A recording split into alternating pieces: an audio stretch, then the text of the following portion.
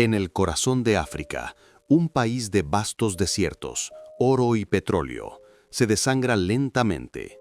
Sudán, una nación marcada por décadas de golpes de Estado, desigualdad y represión, enfrenta hoy una de las crisis humanitarias más graves del siglo XXI. Una guerra civil que comenzó en abril de 2023 ha destruido ciudades enteras, desplazado a millones de personas y dejado tras de sí un silencio internacional alarmante. Para comprender esta guerra, es necesario retroceder a 2019. Tras 30 años de gobierno autoritario, el dictador Omar al-Bashir fue derrocado por una coalición militar civil, luego de meses de protestas masivas que exigían libertad y democracia. Su caída despertó esperanzas de un nuevo comienzo, pero esas esperanzas pronto se vieron empañadas por una lucha interna por el poder. Los generales Abdel Fattah al-Burhan, jefe del ejército regular, y Mohamed Hamdan Dagalo, conocido como Hemeti, comandante de las Fuerzas de Apoyo Rápido, RSF, se convirtieron en los hombres fuertes del país. Ambos habían colaborado en el derrocamiento de Bashir, pero pronto se convirtieron en rivales. Su alianza era una tregua temporal construida sobre desconfianza y ambición. Las RSF no eran una fuerza común. Sus orígenes se remontan a las milicias Janjaweed, responsables de atrocidades durante la Guerra de Darfur en los años 2000. Integrarlas en el Ejército Nacional, como proponía el acuerdo de transición hacia un gobierno civil, resultó una tarea imposible. Cada general temía perder el control. En 2022, un acuerdo marco buscó definir los plazos para esa integración y preparar elecciones democráticas. Pero los plazos se incumplieron, las tensiones crecieron y las armas hablaron antes que las urnas. El 15 de abril de 2023 estallaron los combates en Khartoum. Aviones del ejército atacaron posiciones de las RSF y la capital se convirtió en un campo de batalla. Lo que comenzó como un choque de poder entre dos líderes militares pronto se transformó en una guerra total. Las ciudades se fragmentaron, las comunicaciones colapsaron y millones quedaron atrapados entre fuego cruzado. La comunidad internacional pidió calma, pero el conflicto ya había tomado vida propia. Así nació la Guerra Civil de Sudán, no de un solo disparo, sino de años de desconfianza, desigualdad y ambición política. Un país que buscaba democracia terminó sumido en el caos, y el precio lo pagaron, como siempre, los civiles. A medida que los combates se extendieron más allá de Khartoum, el conflicto tomó una nueva dimensión. No era solo una guerra por el poder, sino una guerra por los recursos, las alianzas y la supervivencia. El país, dividido entre las fuerzas del ejército sudanés, SAF, y las fuerzas de apoyo rápido, RSF, se convirtió en el escenario de una lucha donde la geopolítica y la codicia marcaron el rumbo de la tragedia. En el oeste, la región de Darfur volvió a ser un nombre sinónimo de horror. Allí, las RSF consolidaron su poder, repitiendo escenas del pasado, asesinatos masivos, violencia étnica y violaciones públicas.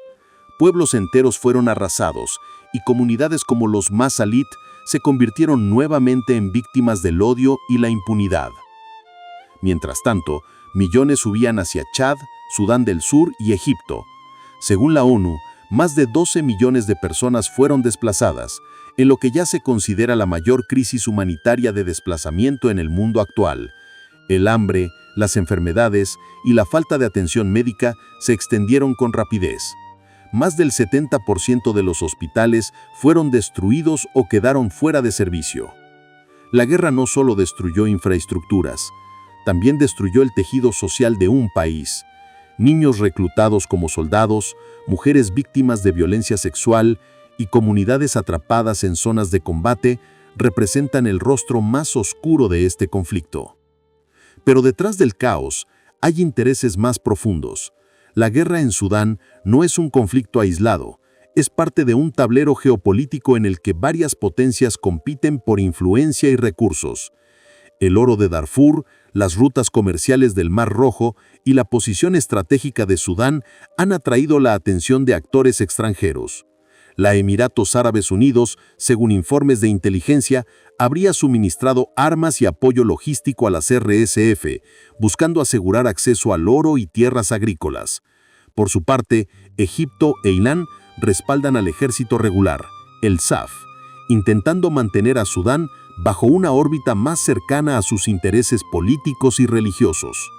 Incluso Rusia, a través del grupo Wagner, ha estado involucrada en el tráfico de armas y en la extracción de recursos, negociando con ambos bandos a cambio de concesiones mineras y una posible base naval en el Mar Rojo.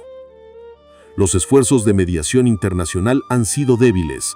Estados Unidos, Arabia Saudita y la Unión Africana promovieron diálogos de paz, pero las treguas firmadas se rompieron en cuestión de días. Cada cese al fuego fue seguido por nuevas ofensivas, y mientras los líderes militares jugaban con los acuerdos, el pueblo sudanés se hundía en el hambre y la desesperación. En octubre de 2025, tras 18 meses de asedio, la ciudad de El Fasher cayó en manos de las RSF.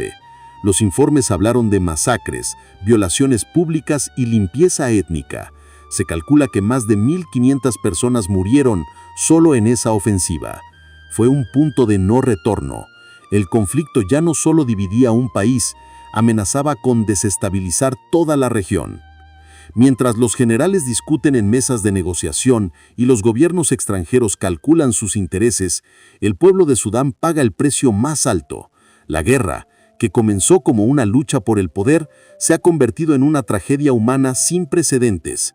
Más de 150.000 muertos, 12 millones de desplazados, 21 millones de personas enfrentando hambre extrema y un país entero atrapado entre la indiferencia del mundo y el silencio de la comunidad internacional. El sistema de salud está colapsado, el 70% de los hospitales ha sido destruido o abandonado, brotes de cólera, malaria y desnutrición azotan las zonas más pobres. El hambre avanza en regiones como El Fasher y Kadulugi, donde la ONU ya ha declarado hambruna oficial. Las carreteras están bloqueadas, los convoyes de ayuda son atacados y la distribución de alimentos se ha convertido en una carrera contra el tiempo. Cada día, miles de personas abandonan sus casas con lo poco que pueden cargar. Muchos mueren antes de llegar a los campos de refugiados. Los que sobreviven enfrentan el desamparo, falta de agua, enfermedades y violencia. Los niños, marcados por el trauma, se crían entre el eco de las bombas y el miedo constante. Organizaciones como el Comité Internacional de Rescate, Amnistía Internacional y UNICEF continúan sus esfuerzos, pero sus recursos son limitados. El acceso humanitario está restringido y la atención mediática es escasa.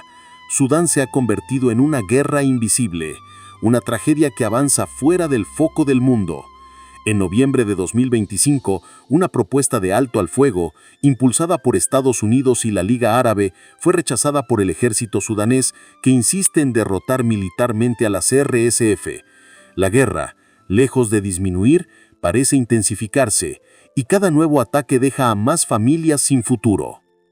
La historia de Sudán es una historia de advertencia, de cómo la ambición, la indiferencia y la intervención externa pueden destruir un país desde adentro, pero también es un llamado a la conciencia, a recordar que detrás de los titulares hay seres humanos que aún resisten, que aún esperan ayuda.